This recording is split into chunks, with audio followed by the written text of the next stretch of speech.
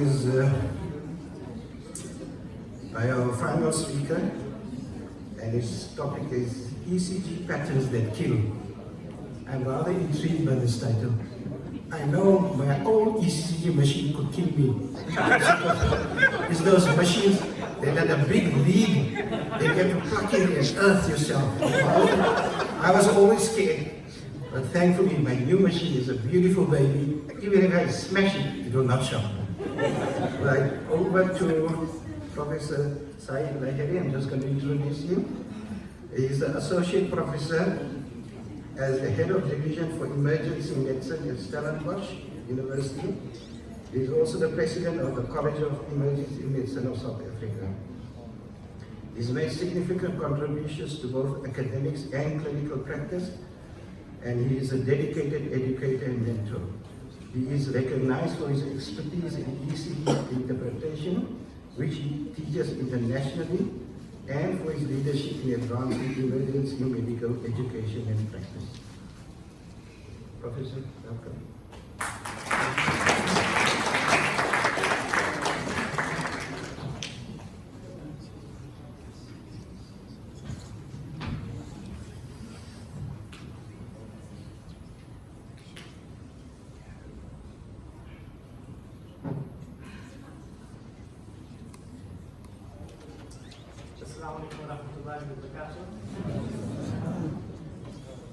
Thanks for the kind introduction.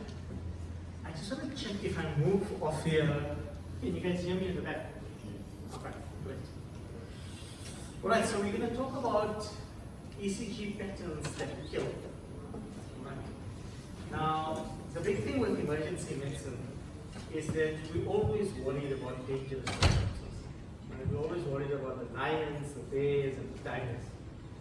We worry about, so we always say we're the first 10 minutes of every other specialty. Every other specialty wishes that they were us. Right. So, but in any case, we're going to focus on some patterns that if you're not aware of, can be quite disastrous outcomes. Now, the main thing, and this is the thing that I always try to emphasize with my students, is that the eyes don't see what the mind doesn't know. So once you see and someone's shown it to you or someone's taught you it, then you'll know how to identify it next time. So we're not going to focus on ischemic or occlusion related ECGs in this talk.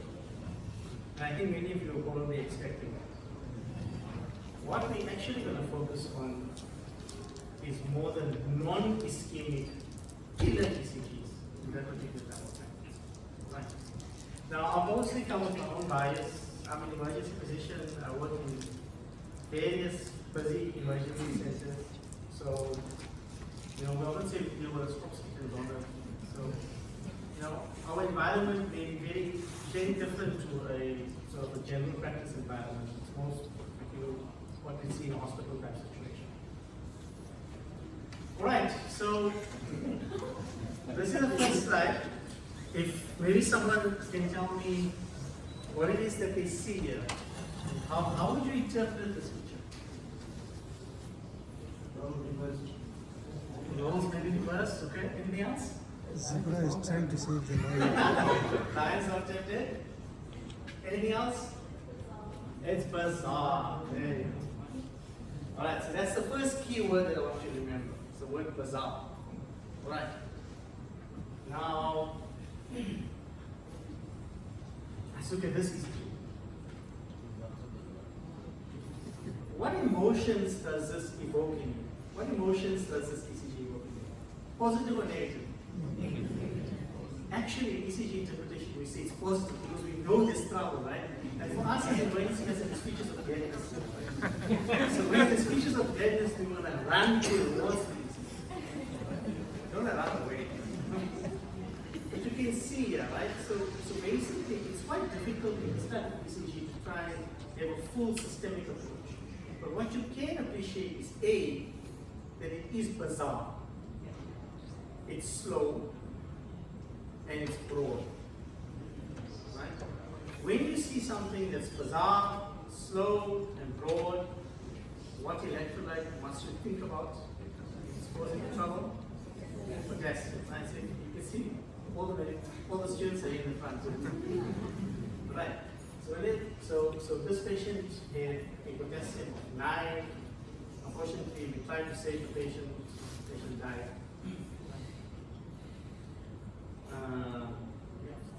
Right. So this is also another one, which is slow, broad, and bizarre. And there's a particular waveform that happens when the QRS complex and the T wave merge together. Does anyone remember that word? Yeah, so it's called a sine wave, right? So that's also another feature of hyperkalemia.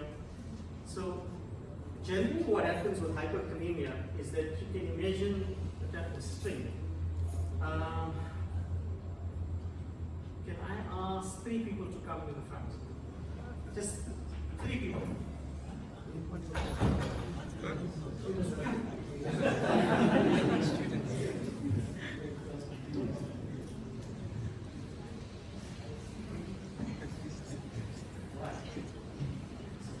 Alright, so generally with hyperkalemia, right? So the first feature of hyperkalemia on ECG is that, so if you can try and imagine someone with a string on this side, it's actually called the string theory. I may have developed it really. So there's somebody on this side and there's somebody on that side that are busy pulling the string. So the T wave becomes taller, so become taller. So that's the first sign. Then the QRS complex becomes broader. Right. And the P wave becomes flatter and flatter until the P wave completely disappears. Right. And then what happens is that the QRS complex and the T wave merge, you can hold hands. Right. And that forms a sine wave where the QRS complex and the T wave merge. Right. And then if that doesn't get picked up, then you're going to VF, you're going to VT and VF, so you can shake, right? Do you understand the concept, right? So it's called the string theory.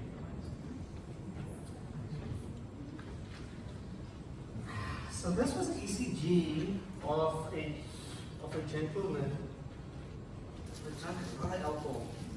And he came about 12 o'clock on a Saturday night. And I always say he was so drunk, so tall. Right? He was poop drunk. Right? Somebody had hit him. And I call it a pool ECG. Right? Does anyone want to try and interpret it?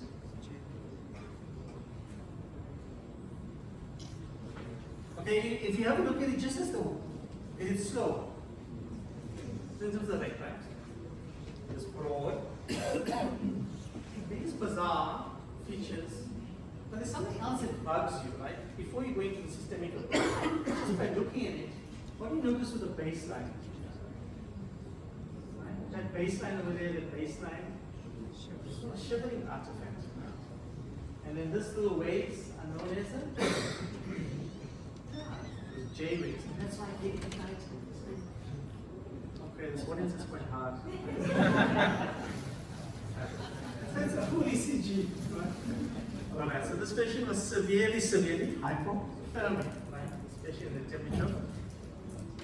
Temperature 30 degrees, after we saw his trauma, we warmed him up and then he came out.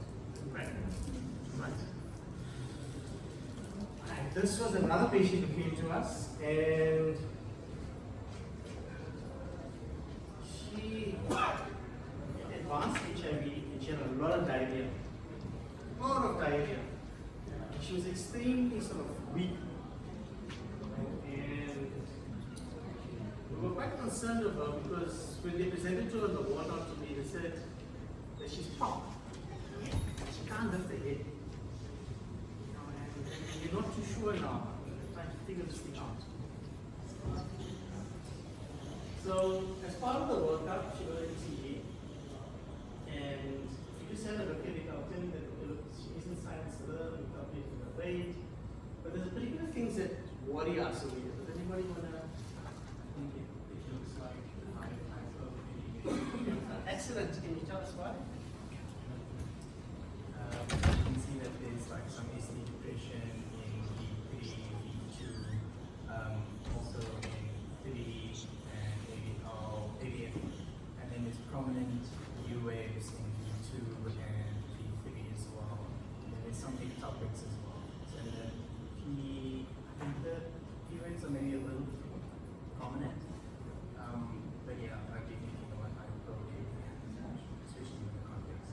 Excellent, excellent, excellent. And that was great, right? So this patient had severe, life-threatening hypokalemia, and her potassium was 1. Right, potassium was 1. And this year, the PVC that was occurring over here, taking an R, what we call an RT phenomenon. And yeah, so everybody was dilly-dallying, and then a few minutes later, she went into 2 stars, right? So what I'm trying to emphasize that as much as what you respect hyperkalemia, the Cinderella is the hypokalemia. And so respect both, not just one. But in any case, we managed to get it sorted out with the potassium, with the using supplementation. Right. Can anyone spot the drama and the trouble here? I'm sure there's many people here who will know.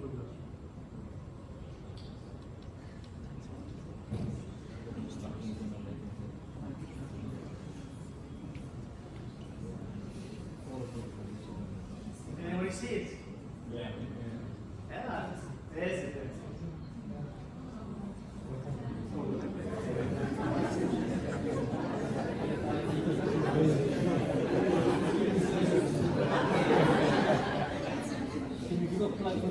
It's just like an ECG, right? You're going to look everywhere. You can't just look at one spot.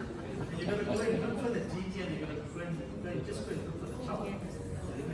See, that's what ECG is, we're going to look for the trouble. So, this was a patient who came to us. She was morbidly obese, and she had this bit of shortness of breath, a little bit of chest pain, and there wasn't very else. She was working in an office, she was a typist, and she just said she's not feeling well. And she went to a general practitioner, and the general practitioner just said that something's not right. You know, he couldn't really put his finger on it, something wasn't right, she's got a tachypnea, SATS is about 90, 94, something's not right.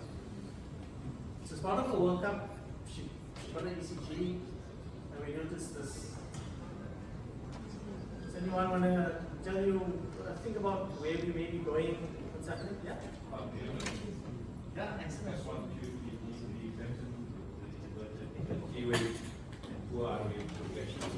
Unfair, Prof. You can see there's the S1, T1, Q, and T3, and there's 2 waves over here. There's a sinus tachycardia. So this lady, she ended up having a pulmonary, pulmonary embolus. Right now, the S1, Q3, T3 is something that we see, but we often see it in big PEs. But if it's not there, it doesn't mean that it's not a PE. So just be wary about that, right? Okay. The sinus tachycardia is the most common sign, but the one that's got the greatest specificity is this 50s in the precordial leads, because if you look at where V1, V2, and V3, it's over the right arm. So just so you know. Okay. So here was another example over here, right? You can see this over here, right? A, T, over here. And here again, there's S1, V3, right? Both these 2 patients ended up getting arthromyelitics, they ended up having massive PEs with hypotension. Managed to get them sorted out. Right, so she had what's called a D-sinus on the point of care after something. Right. Let's look at another case, another patient. So this was a young lady who also came to us with shortness of breath. And she was tachycardic, SATS was about 94, 95. And the students presented the case to me and they said, Doctor, we can't hear our heart sound so nicely. There's something wrong with our stethoscope or our ears. I said, I mean, you could hear other patients' heart sound when I just presented the case. Why now all of a sudden? And then I went and examined her, and the 12-lead ECG was over there. So you guys can appreciate the patient is in sinus rhythm, there is a tachycardia, but there's something that's a bit odd here. There's a leopard there. Does anyone see the leopard? I think, well, you can see V1, V2 looks like a main QX, but on the baseline it looks like it's electrical alternates. So the QX complex is getting bigger and smaller as time goes on. So why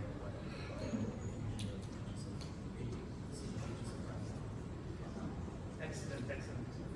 Right, so this lady had a massive pericardial effusion. Right?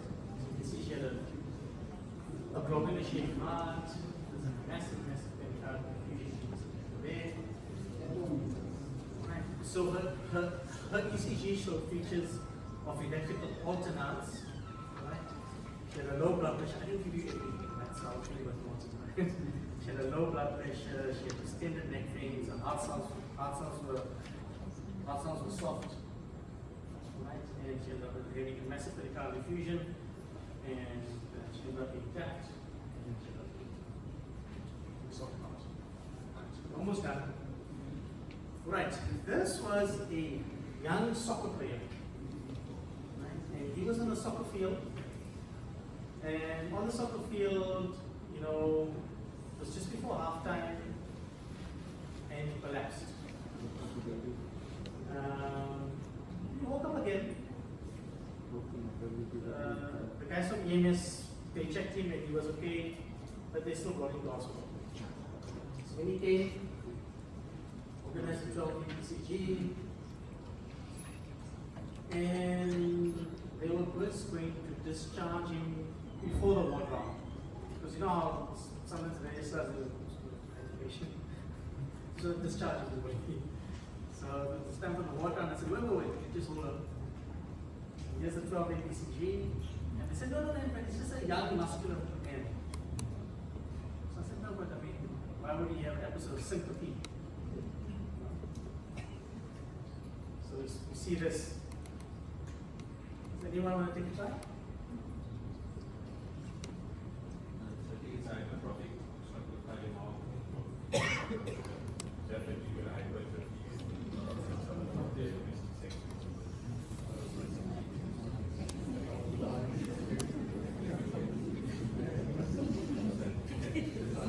Some QAs, hypertrophy of the ventricular leads of the left side, and raised ST segments in V1 and V2, suggestive of a hypertrophic also. No, that's great, right? So I'll just repeat it. So you can appreciate that there's quite high voltages, right? So we may know. So sometimes we see quite high voltages. Sometimes we see the T waves that sort of change shape in the precordial leads. I mean, that's a little report over there. And then you get this we call it spindle or dagger-like sort of Q waves. They don't meet criteria for a myocardial infarct. You find them often in the lateral leads. I think you guys can appreciate this. You see that they. Right. So this patient ended up having a hookup, and we went to our cardiologist, and then they sorted him out. Right. Almost there. Now, very often we tell you that if you hear hoofbeats, you must think about horses. Right? But with us in emergency medicine, there is how we think is that we think about a lion, a bear, and a tiger. Right? So we think about life-threatening diagnosis. And yes, common things do occur commonly, but if no one thinks about a zebra, then you're never going to pick up a zebra. Alright? So it has to form part of your thought process. So look, right, I mean, we didn't really need the ECG to make this diagnosis. We actually needed another imaging modality, but I'll just show you how to use it. So this was a patient who came to us with a severe headache and an episode of syncope. And she came in and she was holding the back of her neck. And her blood pressure was sky high. I think it was 220 over, I think 160. And the CT scanner that night was, I was in another district hospital, and the CT scanner, our CT scanner stops functioning at about 4 o'clock. So then, you know, we have to transfer the patient, keep the patient till the next morning. But in any case, we got the stolen ECG, and we saw this pattern over here. Right? So we can again see, we calculate very the patient is in sinus rhythm, but this stood out quite significantly. Right? Does anyone ever know the name for these? Yeah? Yeah, tell us. All my old students. But still young, I suppose, right? Yes, we have widespread T-wave inversions. Sometimes we see U-waves as well. And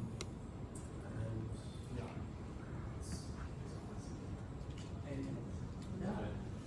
Excellent. Yes, it's called a cerebral T-waves, right? You guys can appreciate that. It's big, it's full, it's giant T-waves that are more than 10 meters deep, and especially when they're making a massive subarachnoid evolution. So, and then we transfer the patient. But as I said, you know, we didn't need the ECG, we need the CT scanner because it helps a lot. Okay. Alright. So basically that's the end of the talk, and the whole point was that the eyes don't see what the mind doesn't know. Alright. So we didn't go through the ECGs in a full systemic type approach. I think it's a bit difficult in a big audience to do that, but it's just to show you different types of patterns and things that we look out. Right. Alright. Thank you everyone for your attention.